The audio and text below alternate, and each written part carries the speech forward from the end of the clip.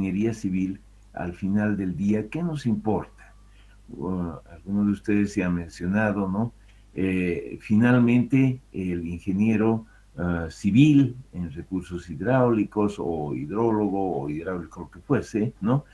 Va a tener que diseñar, va a tener que proyectar una serie de obras hidráulicas, ¿cierto?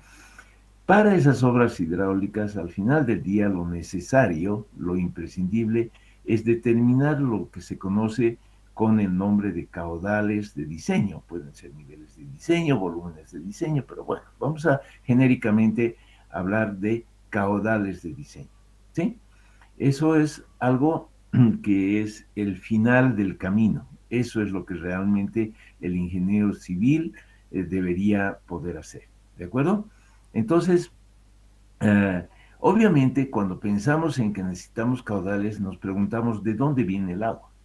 El agua viene de un cauce, de un río, de un arroyo, pero ¿de dónde llega el agua a ese cauce? Ah, viene de la cuenca, ¿no? Y ese agua que viene de la cuenca, ¿de dónde viene? Ah, viene de la atmósfera.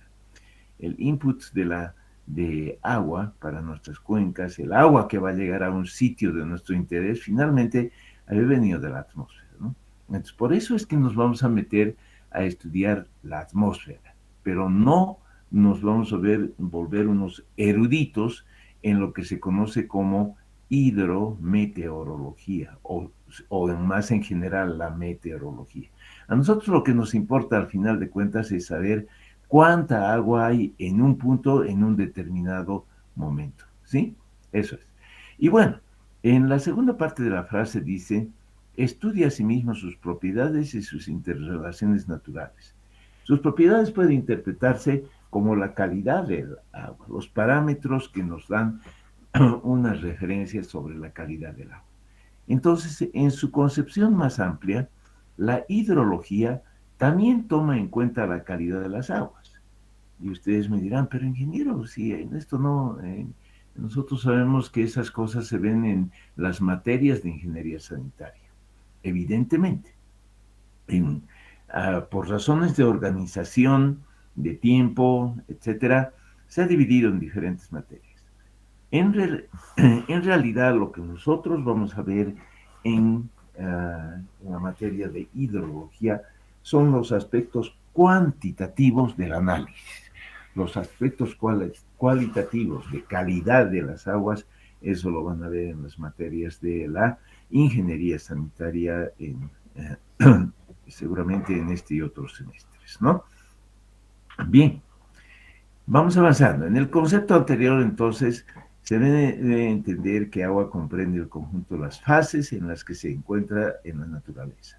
Sólido, líquido y gaseosa, según se esquematiza en la siguiente figura. Y ustedes a la derecha tienen un cuadrito, ¿no? Que se refiere al agua en diferentes estamentos del sistema físico, como son la atmósfera, los mares, los océanos, ¿no? Y también las aguas continentales que están justamente en los continentes, en la tierra firme, digamos.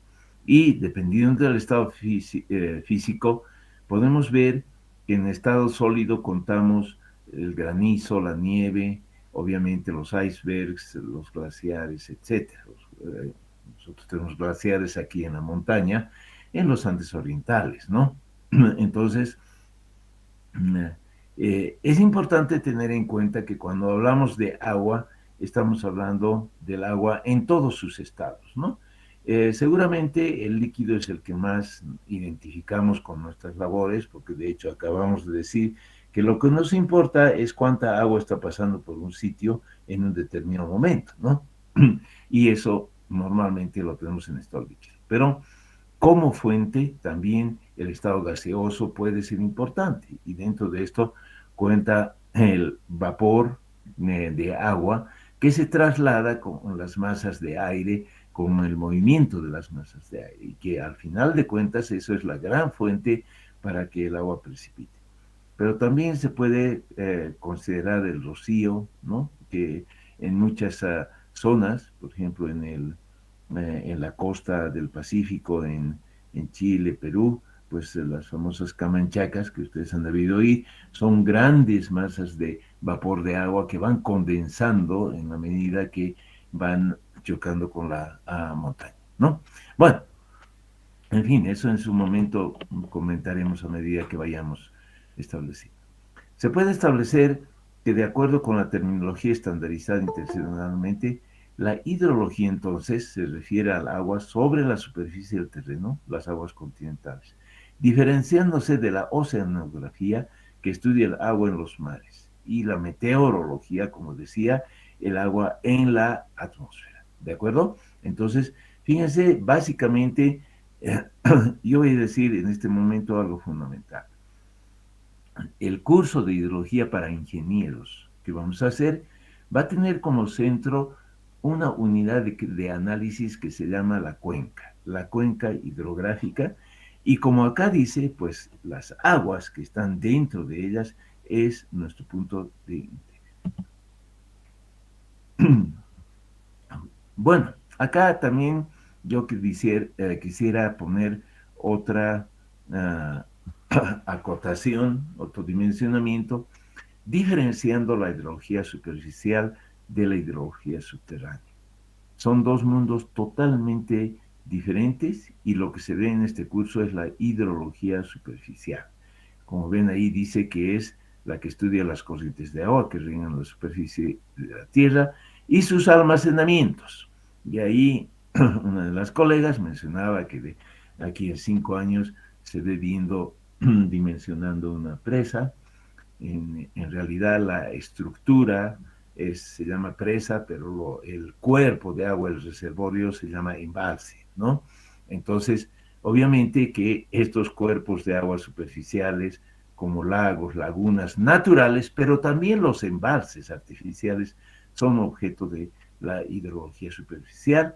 Y como les voy a contar un poquito más adelante, ese es uno de los grandes capítulos de esta materia. Por otro lado, está la hidrología subterránea. Como les decía hace un ratico, ¿no? El agua no solamente está sobre la superficie de la cuenca, sobre la superficie del suelo, sino por debajo, ¿no? Y ese agua subterránea, en muchos casos, tenemos que utilizarla. Lamentablemente, esto es una disciplina que está por fuera de un curso básico. Yo entiendo que eso se ve en la hidrología aplicada, así como otros capítulos más avanzados, pero para quienes vean, para quienes sigan la mención, pues es otro de los capítulos muy importantes. ¿Por qué? Porque hay zonas en la Tierra que básicamente el agua superficial es mínima, y ahora con el cambio climático todavía peor, ¿no? Entonces se recurre normalmente al agua que ha infiltrado, que ha percolado y que ha llegado al almacenamiento subterráneo, ¿sí?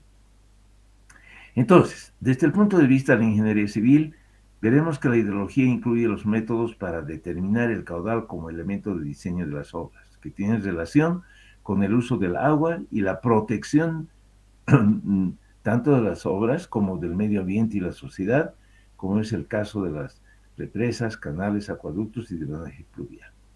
Y bueno, un poco me voy a referir ahora a eso.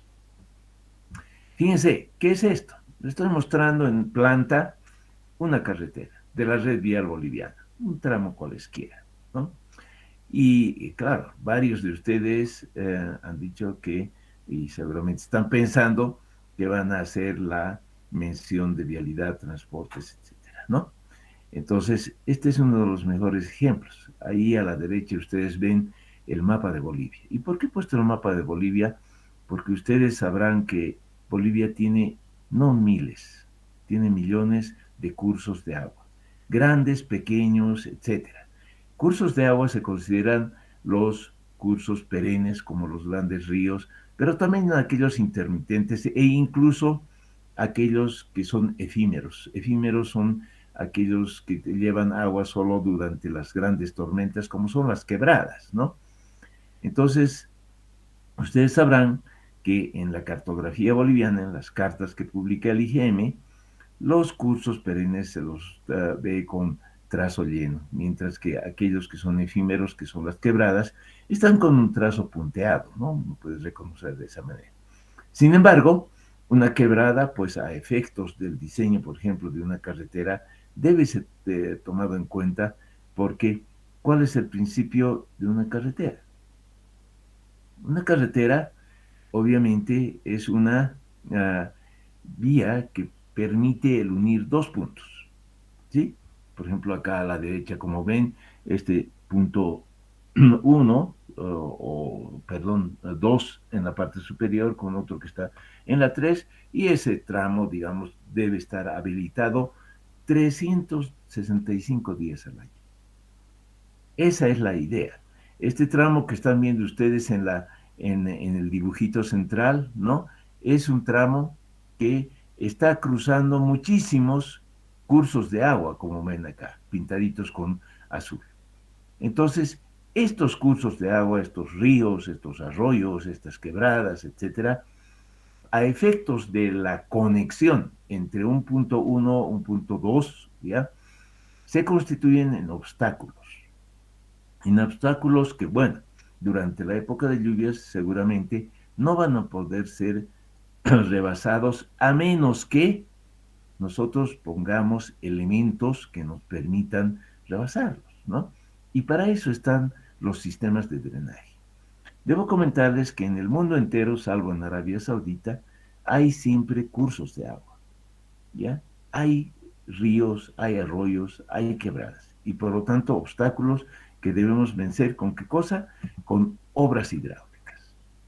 Obras hidráulicas que pueden ser simples alcantarillas, como la que ven en la fotografía superior, ¿no?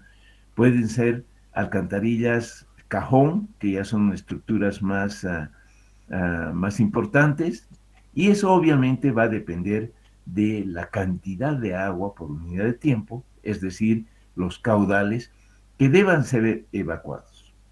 Y acá hago un pequeño alto en el discurso, ¿no? Para reflexionar en para qué diseñamos este tipo de estructuras o cualquier otra estructura.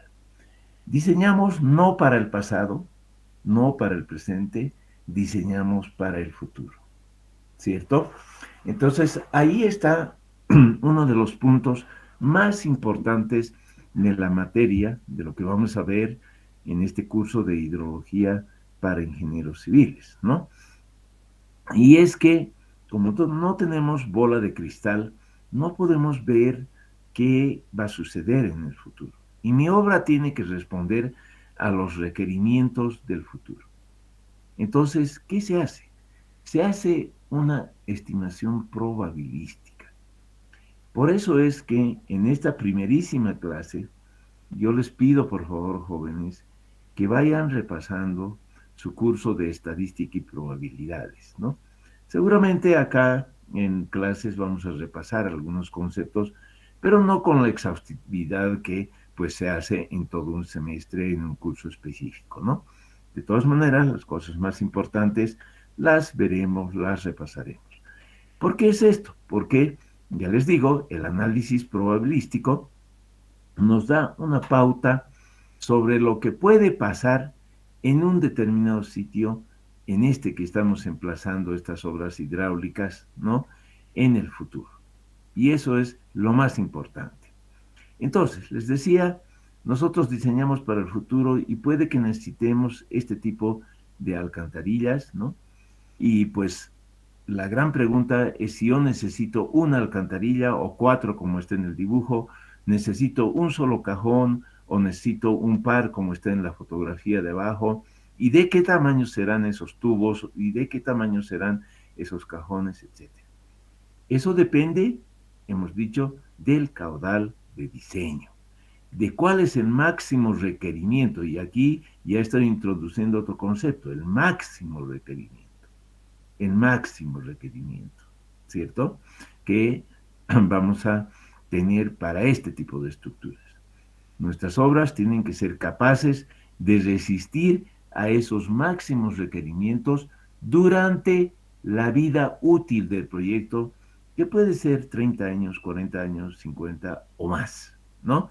Entonces, dependiendo de ello, y de las condiciones socioeconómicas que se impongan al diseño de las obras, nosotros vamos a determinar lo que se determina el periodo de retorno. El periodo de retorno es un parámetro que lo vamos a estudiar con mucho detenimiento, porque eso define en gran parte lo que va a ser la magnitud, el tamaño de las obras que vamos a proyectar. Pero bueno, de esta primera conversación que quiero que se lleven en esta laminita el mensaje de que el tamaño de las obras va a depender de la magnitud de los caudales de diseño y que esos caudales de diseño son caudales que se pueden presentar en el futuro, cosa que obviamente no la podemos ver. Por lo tanto, tendremos que estimar mediante consideraciones de carácter probabilístico. Bueno, acá tienen, aparte de esas alcantarillas, pequeños puentes como el de la izquierda o puentes más importantes, ¿no? Y acá, en el caso de los puentes, muchas veces no se trabaja mucho con caudales, sino con niveles de agua, ¿no? En el caso de la derecha inferior, por ejemplo, uno tiene que saber hasta qué nivel va a llegar el agua para que no choque con el tablero del puente, no lo desestabilice. Por otra parte, ustedes entenderán, y ahí sí ya se vuelve al tema de caudales, ustedes están viendo una serie de pilas, ¿no? Acá. ¿Qué es lo que pasa? El ingeniero estructural, el que va a calcular los elementos de este puente, ¿qué necesita como primer dato? Necesita como primer dato los caudales y los niveles de diseño, ¿ya? ¿Eso qué quiere decir? Los niveles ya les he indicado para establecer qué altura deben tener las pilas y por lo tanto en qué nivel va a estar el tablero del puente. Pero entenderán ustedes que por debajo de la solera del río, del piso que estamos viendo, estas fundaciones tienen una cierta profundidad. Esa cierta profundidad se determina mediante cálculo de la socavación general y específica o local, ¿no? En las pilas, en los estribos, etcétera, que dependen total y absolutamente de los caudales máximos que van a pasar por este sitio. Entonces, jóvenes, como les estoy mostrando acá, antes de que se haga la parte estructural, ¿qué se necesita? Se necesita dos cosas. Una es la hidrología, por lo tanto los caudales, como os he dicho, y otro es obviamente la geología, la geotecnia del punto de emplazamiento de estas estructuras. La geología y la hidrología, entonces, preceden a cualquier cálculo estructural, como pueden ver en este tipo de obras, como puentes pequeños, puentes grandes, ¿no? Bien. Otros ejemplos. Bueno, acá les estoy mostrando ya otra cosa. Primero, debo decir que en la hidrología, y voy a aprovechar para ver si hay alguien esperando. Ah, mira.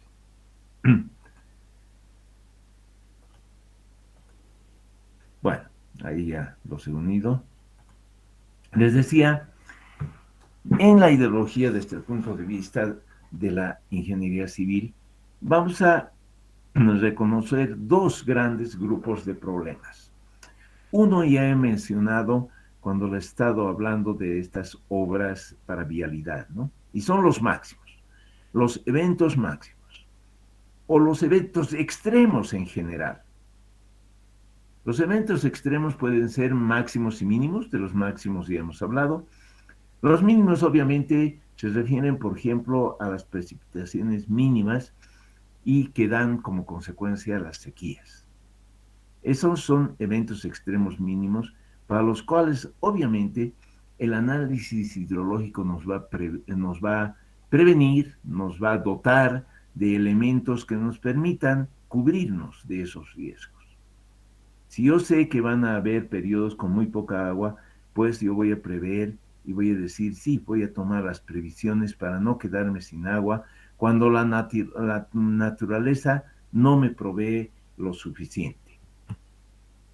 Y aquí voy a, la minita la voy a trasladar por acá y voy a pasar a esta otra. ¿Qué estoy mostrando con esto? Lo que acabo de decirles. Al margen de que no necesariamente tenga grandes sequías, ¿no? Que esos son eventos obviamente ya menos frecuentes, digamos, pero anualmente todos sabemos que tenemos épocas con mucha agua y poca agua, ¿no?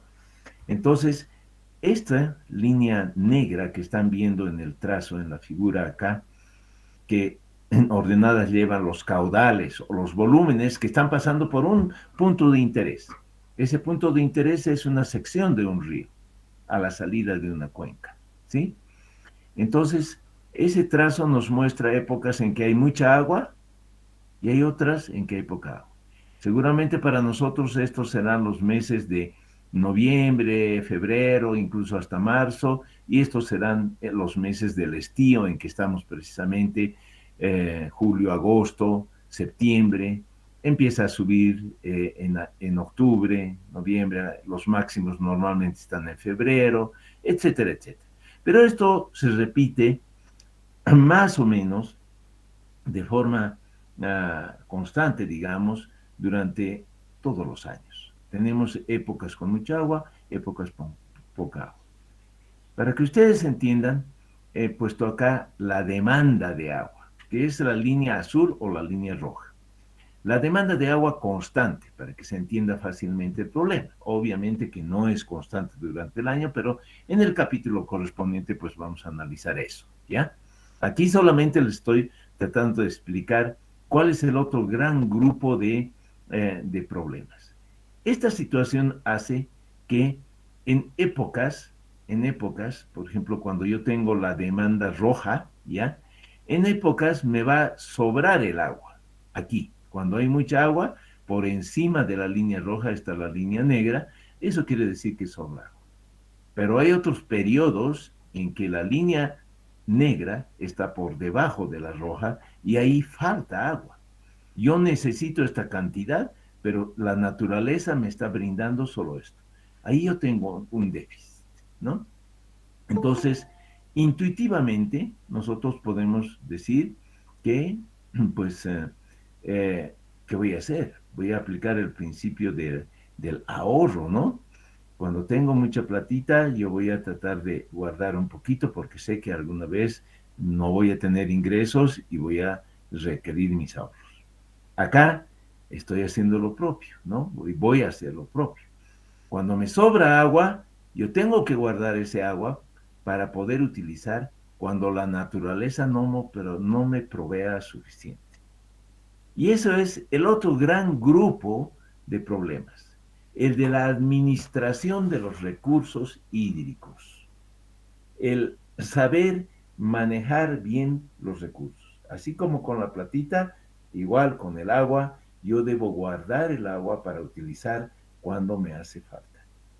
Esa administración es una traducción de lo que en inglés se conoce como Water Resources Management, ¿no? O sea, el manejo de recursos hídricos. Es la administración, si quiere. Y ahí ya han debido notar que ya he empleado otro término que no necesariamente son las aguas. He dicho recursos hídricos. Y ahí con el tema de los recursos hídricos, debo decir que el recurso es algo que yo puedo utilizar. Y no necesariamente todas las aguas pueden ser utilizadas. ¿Ok? Enseguida vuelvo sobre ese término, pero simplemente llamo la atención sobre el aspecto de que nosotros hablamos sobre recursos que pueden ser utilizados. Acá para completar la explicación de la gráfica, es claro que si yo que tengo la demanda aquí abajo en el azul, el agua que se provee naturalmente, que la naturaleza provee, alcanza en todo el año. Entonces ahí yo no necesito hacer ningún almacenamiento, no necesito guardar nada, simplemente hago una obra de toma, una aducción y listo, se acabó. Yo puedo cubrir la demanda. El problema es cuando la demanda tiene esta configuración, ¿no? De la línea roja, que en épocas necesitamos más de lo que tenemos de forma natural. Entonces, recapitulando lo dicho hasta ahora, dos grandes grupos de problemas. Uno el que trata del análisis de extremos, ya sean máximos o mínimos.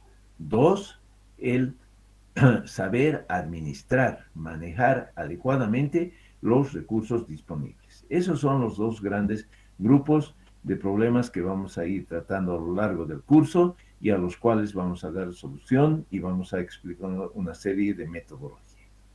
Bien, entonces, ¿de qué se trata el cuento de los embalses? Aquí está la cuenca, ya les decía. La cuenca es nuestra unidad de análisis hidrológico, ¿no? Y siempre tenemos que identificar, supongo que esas llamadas, esos ruidos son de colegas que están queriendo entrar, lo dicho, ¿no? Luego vamos a hablar de la organización. Bueno, ya, entonces. Primero se identifica cuál es el problema. En este caso, digamos, el problema está asociado a la dotación de agua a una población que puede ser este reticulado que estamos viendo acá. Esto puede ser una población o puede ser un distrito de riego también, lo que sea. Pero esto es donde se genera la demanda de agua, ¿ya? Cuando se ha detectado que hay una demanda, yo tengo que buscar una fuente. Y una fuente puede ser este río que está más o menos cerca de la población o del distrito de riego. Entonces, ¿qué pasa? Si sucede que hay suficiente agua en el río durante todo el año, como es el caso de la línea azul del gráfico anterior, pues bastaría con hacer una obra de toma acá en cualquier punto, ¿no? El más cercano seguramente, y llevar el agua. Pero si no hay suficiente agua, yo tengo que buscar un sitio idóneo para la construcción de una presa que me permita hacer un reservorio artificial, un lago artificial donde pueda guardar el agua. Entonces acá, jóvenes, como pueden ver, está el reservorio. Pero claro, ahí está donde yo guardo el agua. Pero ¿de dónde viene el agua? Eso es lo que les decía hace un rato.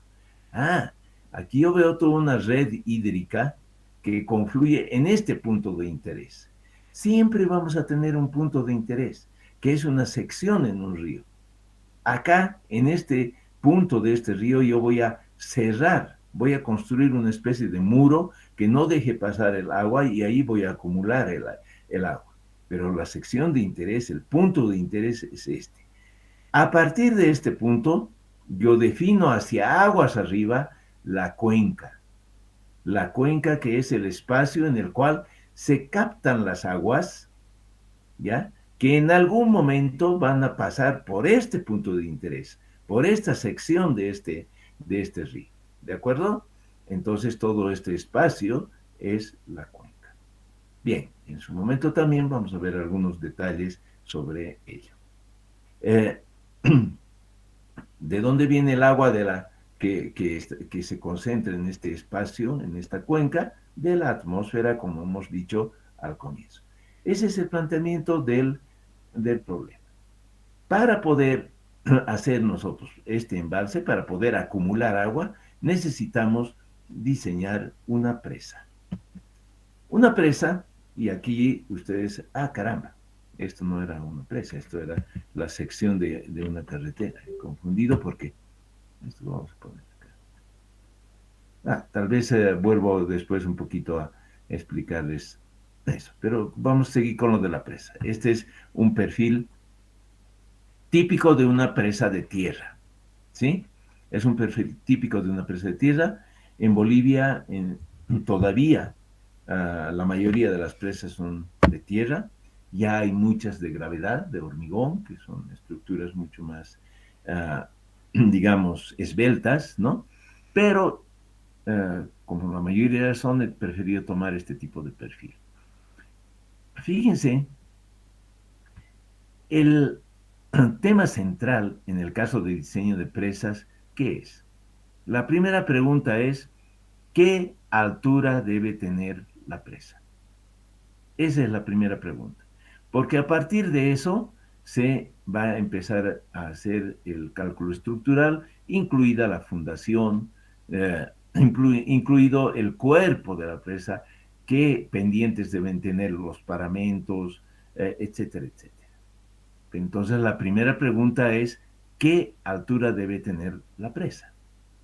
Para saber qué altura debe tener la presa, lo primero que tenemos que averiguar es cuánta agua yo quiero almacenar.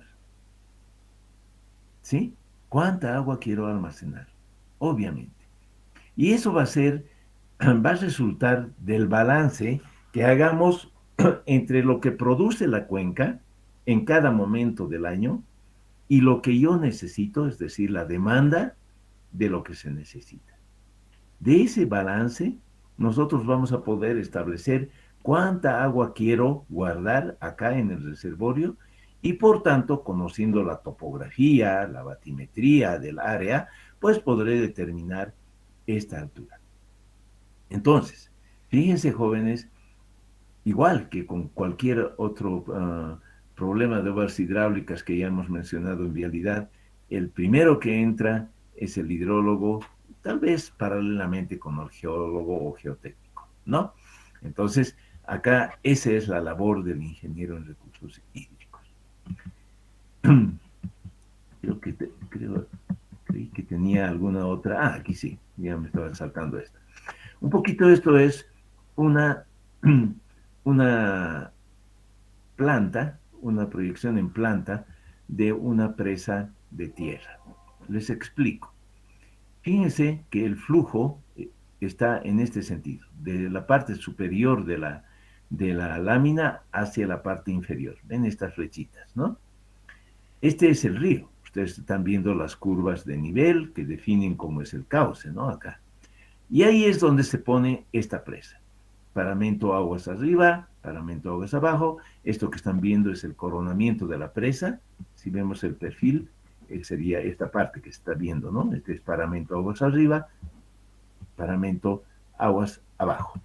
Bien, pero me pregunto, ¿qué tal si nuestro lago, nuestro embalse, está con el nivel de aguas acá, en esta línea azul, ¿ya?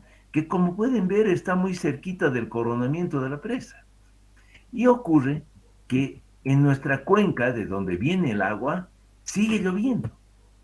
Nuestro reservorio ya está lleno, pero acá sigue lloviendo. Y las aguas que caen en esta cuenca se concentran en los ríos y van a en algún momento llegar a la cola del embalse. Y el nivel puede seguir subiendo. ¿Qué pasa? Si el agua sigue subiendo, puede llegar al coronamiento, pasar por sobre el coronamiento y escurrir por acá. En ese caso, como es de tierra, muy probablemente empiece a erosionar el paramento aguas abajo y produzca el colapso de la presa. Entonces, claro, ahí colapsa la presa, colapsa el ingeniero también, ¿no? ¿Qué se hace para esos casos? En todas las presas se prevé una obra de seguridad que se llama vertedor de excedencias. Y ese vertedor en las presas de gravedad de hormigón están normalmente incorporadas en el mismo cuerpo de la presa, pero en las presas de tierra es mejor que no, ¿ya? Por la anisotropía del material. Lo que se hace es, por ejemplo, un canal o un túnel, como pueden ver en la planta aquí a la izquierda, en esta parte que estoy marcando con el cursor. Esto es un vertedor de excedencias. El vertedor de excedencias tiene, digamos, su toma siempre por debajo del nivel del coronamiento de la presa. Y está dimensionado para evacuar las máximas crecidas que puedan haber en la vida útil de esta obra. De modo que nunca, y eso es nunca, ¿no? Realmente nunca, ¿verdad? El agua rebase el coronamiento de la presa. Entonces, cuando el agua está llegando a un cierto nivel, empieza a salir el agua por acá, ¿ya? Por este vertedor de excedencias que termina aguas abajo de la presa, en el mismo río, y que restituye las aguas justamente al mismo curso de agua. Listo. Entonces, acá, jóvenes, hay los dos problemas que hemos mencionado antes. El de planificación de los recursos hídricos, ese balance entre oferta y demanda que me va a permitir dimensionar el embalse, el reservorio donde voy a guardar el agua, ¿no?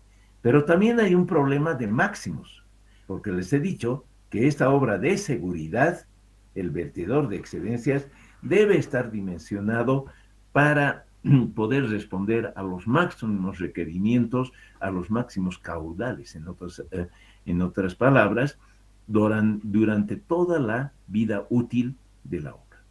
¿Ok?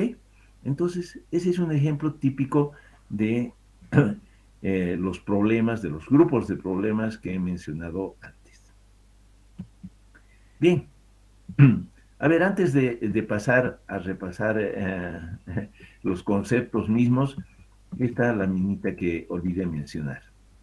¿Por qué es tan importante el cálculo hidrológico para el sistema de drenaje de las carreteras? Fíjense, jóvenes, en esta sección, ¿yo qué he pintado? Fíjense primero el dibujo en negro, ¿ya? En negro. ¿De acuerdo? Ese dibujo en negro me está representando aquí seguramente una alcantarilla, por decir algo. Puede ser un cajón, lo que quieran. Acá, esto que estoy mostrando con el cursor, esta línea. Ese es un terraplén, ¿no? De una carretera. Y por acá debajo pasa el drenaje. Situación número 1. Yo tengo un tubo relativamente pequeño que de diámetro, digamos que está representado por esta línea negra. Situación número 2. Tengo un caudal un poco mayor y por lo tanto me va a dar una obra un poco más grande, un diámetro mayor, quiero decir. Es esta línea roja que está por encima de la negra, ¿ya? ¿Qué quiere decir eso? Que por un lado, mi obra va a ser de mayor diámetro, eso es más costosa, de mayor longitud, también más costosa, y lo peor de todo, va a requerir que este terraplén sea más alto. ¿Por qué? Porque hay una norma que la tapada es digamos, el espacio entre la clave, entre la parte superior del drenaje y el nivel de la rodadura, es decir, de la rasante de la carretera, esto que estoy mostrando acá, ¿no? Si se ha subido la línea negra hasta donde está la roja, obviamente la rasante también tiene que ser más alta. Se estarán fijando ustedes que eso no significa solamente mayor dimensión de la obra de drenaje, sino del mismo terraplén. Todo este espacio entre la línea negra del dibujo y la línea roja es obra adicional en términos de material para el terraplén, ¿sí? Entonces, fíjense, porque ha crecido un poquito el tubito, ¿no? Ahí ha crecido tremendamente su longitud y sobre todo la, la obra misma. A ver, caramba. Eso yo quisiera mostrárselos, capaz que voy a dibujar algo. ¿Verdad? Ah,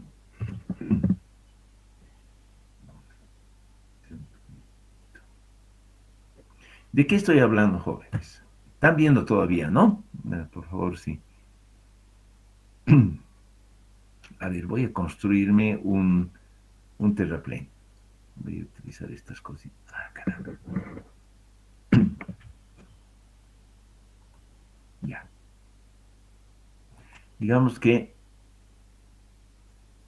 esta sea el terreno. Acá voy a poner el terraplén.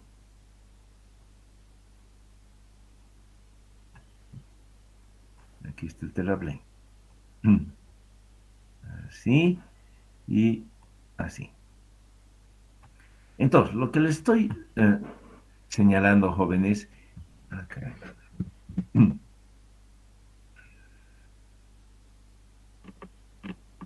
lo que estoy señalando es esto. Ahí otra vez. Estoy creando, ¿no? Este es el terraplén. Y ahora sí, con color verde voy a pintar para que se note. La primera obra que les he dicho sería esta. A ver si pinta. Sí pinta. Entonces acá, esta sería nuestra obrita. ¿Ya? Esa obrita sería, digamos, un tubito así. Un tubito así. Por decir algo. ¿Ya? Ok. Ahora, voy a pintar otro. El rojito. Yo tengo esta obra. Esta obra. Aquí. ¿Por qué la estoy haciendo más larga? Porque ya van a ver que tiene que...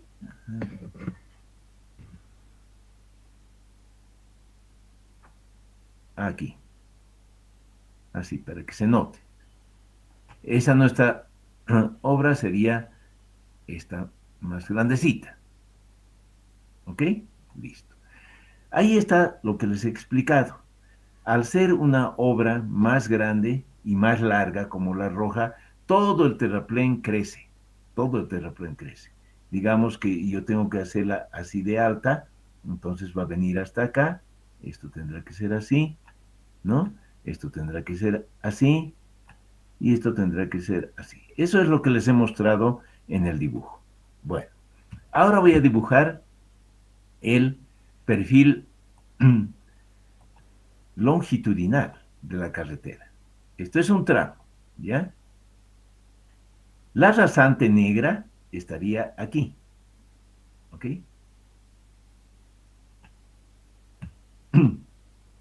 ¿Qué es lo que sucede? Cuando yo he cambiado y tengo la rasante roja, acá, digamos que en este sector está el puentecito, estaría aquí. Pero claro, yo no puedo hacerle una grada a la carretera. Lo que yo tengo que hacer es una curva vertical para ir bajando de a poco, digamos así. Bueno, todas esas oscilaciones son cuestión de pulso, pero así. Y por el otro lado lo propio, hasta no sé dónde, ¿no? ¿Qué sé yo? Todo esto que estoy dibujando acá, entre esta línea roja y línea negra, es obra adicional. ¿Se dan cuenta? No es solamente en este lugarcito. Eso que ha churado arriba es este exceso, pero claro, eso no es en un pedacito que es el puente, sino por muchos kilómetros hasta encontrar la rasante que teníamos originalmente con la obra pequeña. Entonces, ¿por qué les estoy mostrando esto, jóvenes? Porque realmente la precisión en el cálculo es absolutamente imprescindible porque tiene demasiada incidencia en el costo. En la ingeniería no solamente es el tema técnico, también es el económico.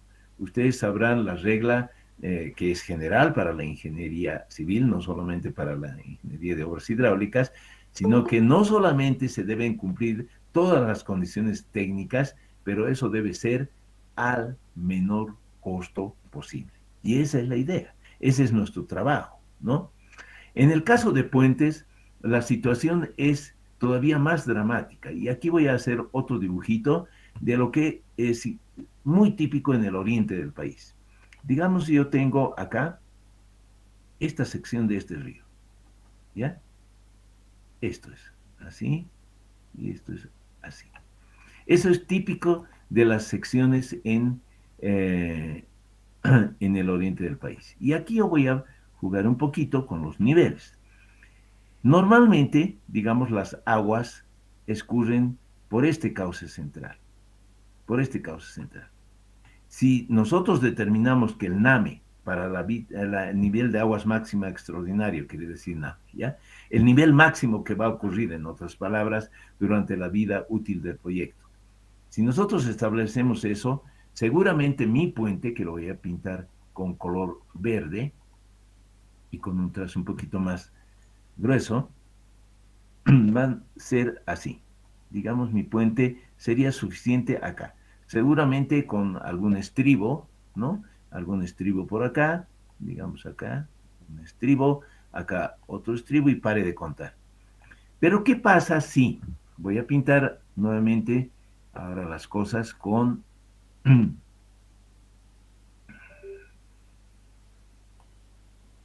color azul, pero lo voy a hacer más grueso para que ustedes vean. ¿Qué tal si mi Name, por unos centímetros de diferencia, se ha venido acá? Fíjense, mi puente, que lo voy a pintar igual con color rojo, ¿ya? Mi puente va a crecer porque tiene que cubrir todo este tramo, ¿no? Entonces acá yo solamente, no solamente tendré pues un, un estribo por acá, otro estribo por acá, acá ya le tengo que aumentar unas pilas, ¿no? Porque ya es un puente muchísimo mayor, qué sé yo, aquí, aquí, etcétera. Y bueno, después se continuará terraplén, ¿no?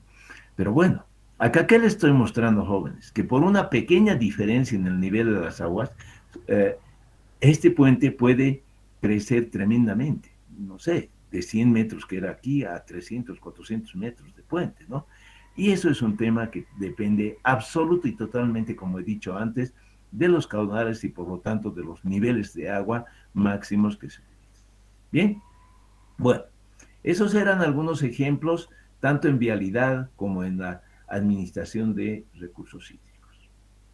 Para avanzar, y yo les había dicho, voy a hacer una clase corta, simplemente repasemos. Entonces, lo primero, la hidrología, ya hemos dicho que estudia las aguas, pero acuérdense ustedes que no solamente es el tema de dónde se encuentra, sino cuándo se cuenta con ese agua.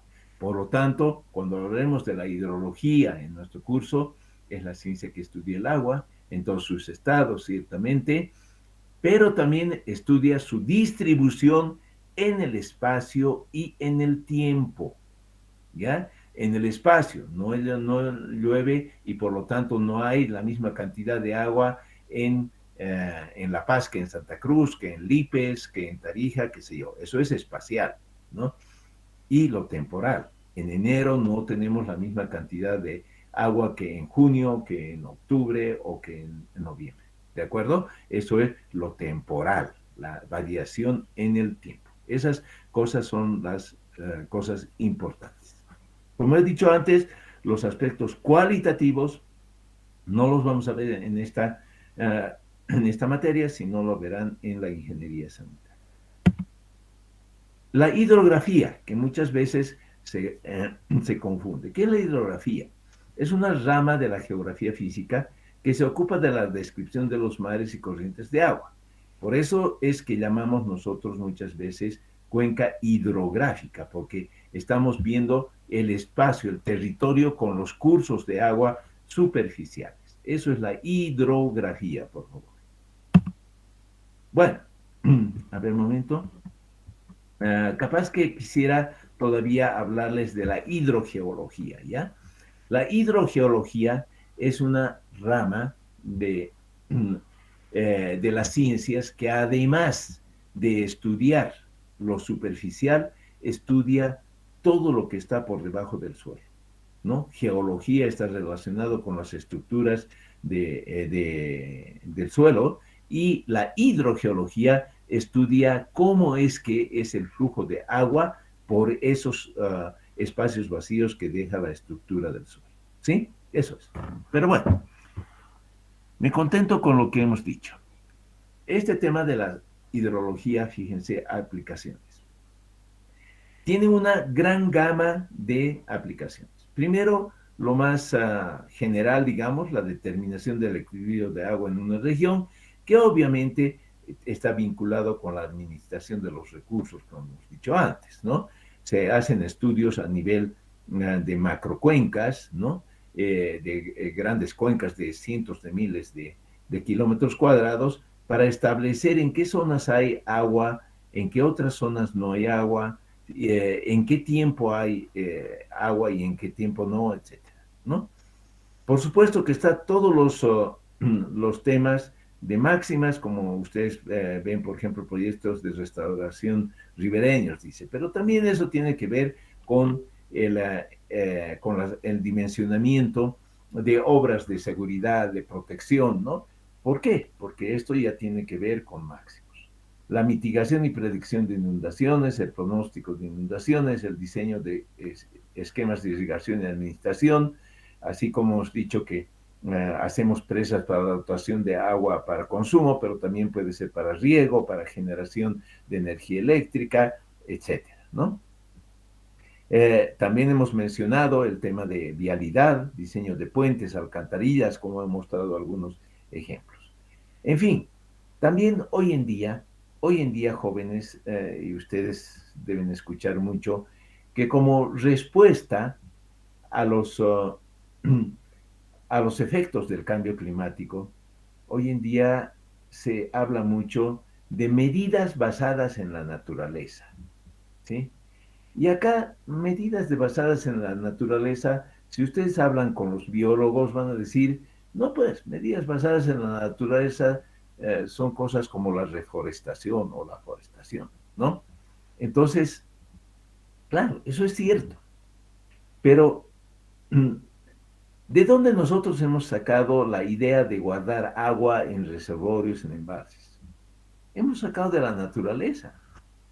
En la naturaleza hay pequeñas lagunas, grandes lagunas, lagos, que son reservorios. Y nos damos cuenta que eso se ha hecho, se ha formado naturalmente porque hay una obstrucción, que lo que entra es mucho más que lo que sale en un determinado periodo. ¿Y por qué sale poco? Porque hay una sección relativamente estrecha o lo que sea. Entonces, eso nos inspira a que nosotros hagamos ese cierre de una sección, que permitamos que salga poquita agua mientras está entrando mucha agua. Ese es un principio de la naturaleza, obviamente. Ahora, claro, se habla mucho de infraestructura gris.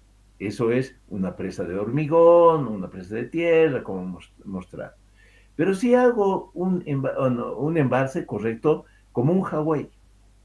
Un Hawái es una presa de tierra con menores características técnicas. Igualito haces un embalsamiento. Estás regulando, esas son medidas que son mucho más aplicables en pequeñas cuencas, en cuencas donde no hay gran población, por lo tanto no hay gran riesgo, que se pueden utilizar. En todo caso, jóvenes, la combinación de estructura gris y la infraestructura verde es lo que hoy en día se está propulsando. ¿Por qué? Porque no se puede abandonar la tecnología, ¿no? No se puede abandonar el conocimiento que se ha obtenido para hacer grandes obras y todo eso. Pero claro, se trata de hacerlo cada vez mejor, ¿no? Bueno, con eso termino esta pequeña introducción. Seguramente en las próximas clases voy a volver a hablar muchos de estos temas. Estos minutos, unos pocos minutos, quisiera conversar con ustedes. Como ustedes ya lo conocen, he creado un grupo de WhatsApp. Supongo que ya tienen ahí cómo conectarse. Pues algunas algunos avisos irán por ahí. En general pondré también en el Classroom, ya también tienen ustedes el código correspondiente, por un problemita de que el día uh, sábado que hice todo esto, había un problema con la cuenta institucional, tuve que hacer el Classroom desde mi cuenta personal, por eso es que aparece otra cuenta, pero igual se pueden conectar, no hay ningún problema. Y en ese sitio de Classroom ya he puesto el programa. Y caramba, a ver, voy a ver si tengo abierto el programa por acá. Permítanme un segundo.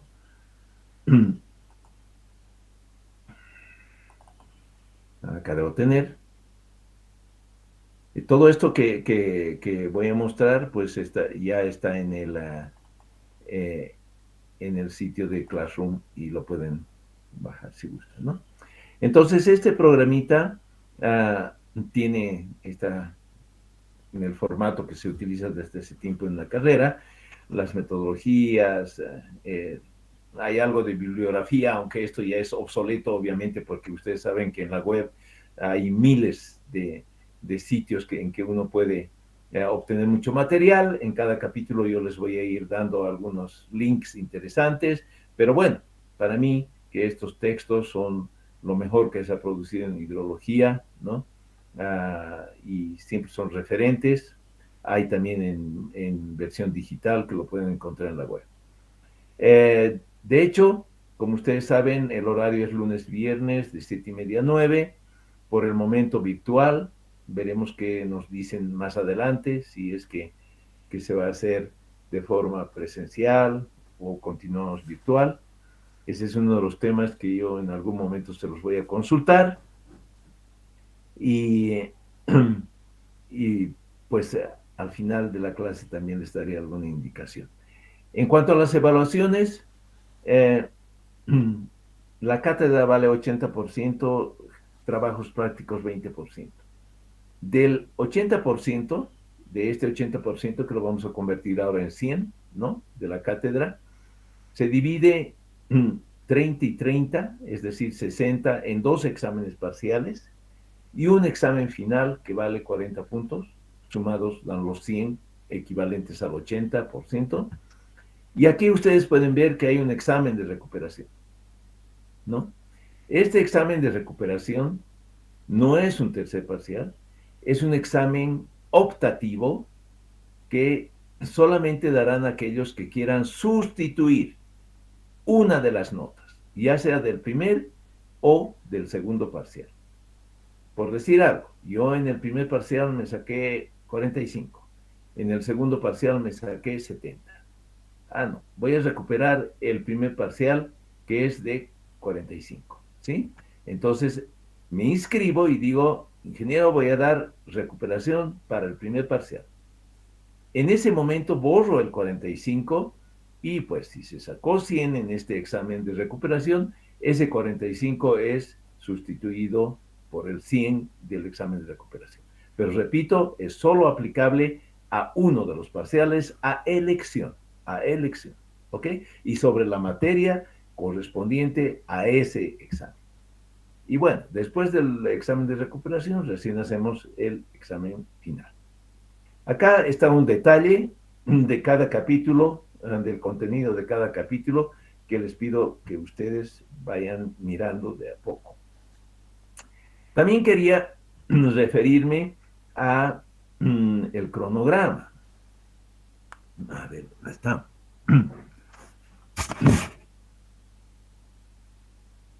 Bueno, es igual, en cualquiera de estos dos. Caramba, no, este es el de evaluaciones. Pero lo que les quiero indicar es que esto fue hecho con las fechas comenzando el 1 de agosto, porque inicialmente la carrera había dicho que comenzábamos el 1 de agosto, porque estaban todavía con el curso de invierno, no sé qué. Hemos comenzado básicamente una semana antes. Entonces yo en el sitio de Classroom voy a poner un cronograma, tanto el cronograma de clases como el de evaluaciones, que está aquí con rojito, adaptándolo una semana antes, y obviamente esto que estaba hasta el 16 de diciembre, pues se adelantará una semanita en nuestra conclusión en la medida que cumplamos adecuadamente. ¿De acuerdo? Entonces, si bien ahorita en el sitio de Classroom está este cronograma, en el transcurso de la semana voy a poner cronograma guión actualizado para que ustedes tengan las diferentes versiones y corregido con las fechas de inicio actual. ¿De acuerdo? Bien. Y volviendo un poquito a las indicaciones de logística, yo les voy a pedir lo siguiente. Ya les digo, yo al margen de lo que pueda decir la carrera y todo esto, yo prefiero siempre respetar lo que sea mejor para todos, ¿no? De modo que les voy a pedir que para la próxima semana, para el día lunes de la próxima semana, ustedes elijan un representante de curso. Ese representante de curso, pues, va a interactuar conmigo en diferentes oportunidades, ¿no? Pero también va a ser el portavoz de requerimientos que tengan ustedes, ¿no? No sé, siempre hay contingencias en medio del semestre. Eso es una primera cosa. Y durante la próxima semana, una vez que ya haya alguna comunicación oficial de la carrera, hablaremos sobre la modalidad en que vamos a continuar el curso. Eso es de mi parte, jóvenes, por ahora. Quería ser incluso más corta clase en previsión de que no estén todos, pero bueno, les devuelvo ahora el micrófono. Si hay preguntas, con mucho gusto. Adelante, por favor.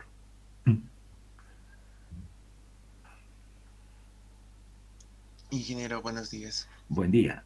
Adelante, Eh, señor. el código del Classroom, ¿cuál es? No sé si podría darnos.